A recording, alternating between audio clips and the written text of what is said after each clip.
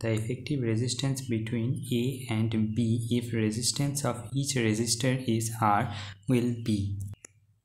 তো আমাদের এখানে মেথড অফ সিমেট্রির কনসেপ্টটা ইউজ করতে হবে। দুটো টার্মিনাল পয়েন্ট যদি A আর B হয় তাহলে তাদের পারপেন্ডিকুলার বাইসেক্টর যদি টোটাল সার্কিটটাকে দুটো মিরর ইমেজে ডিভাইড করে তখন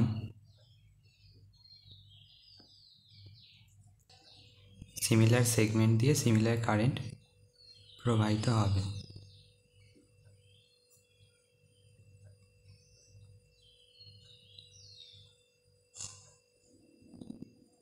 তো এইখানে দুটো টার্মিনাল পয়েন্ট এ আর বি আছে, তো এর পারপেন্ডিকুলার বাইসেক্টর যে লাইনটা, সো এইটার দুটো মিরর ইমেজে ডিভাইড করছে। সো এইটা দিয়ে যদি কারেন্ট I1 হয় আর এইটা দিয়ে যদি কারেন্ট I2 হয় আর এটা দিয়ে যদি কারেন্ট I3 হয় তাহলে এইটা দিয়েও কারেন্ট I1, এটা দিয়ে I2 আর এটা দিয়ে I3 হবে।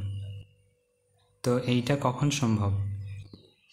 যখন আমরা এই মাঝখানের ওয়্যারটা বাদ দিয়ে দেবো, দ্যাট মিনস এখান দিয়ে I0 হবে।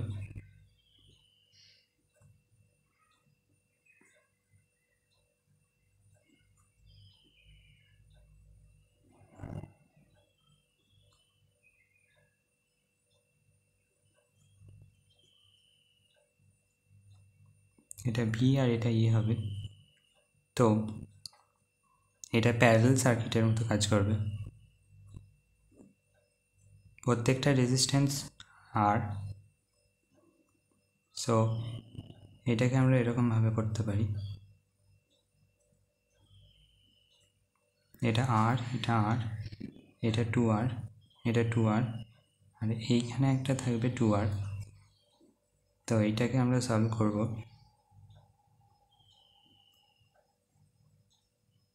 তো তিনটে যদি 2R প্যারালালি থাকে তখন প্রত্যেকটা সেগমেন্টের মধ্যে দিয়ে I/3 কারেন্ট যাবে আর এইটার আর নেট হবে 2R/3। তাহলে নেট রেজিস্ট্যান্স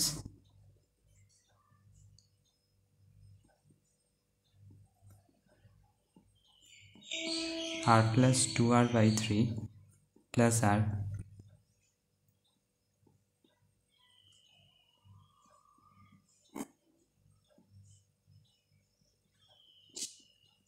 এটাই হবে ফাইনাল অ্যান্সার।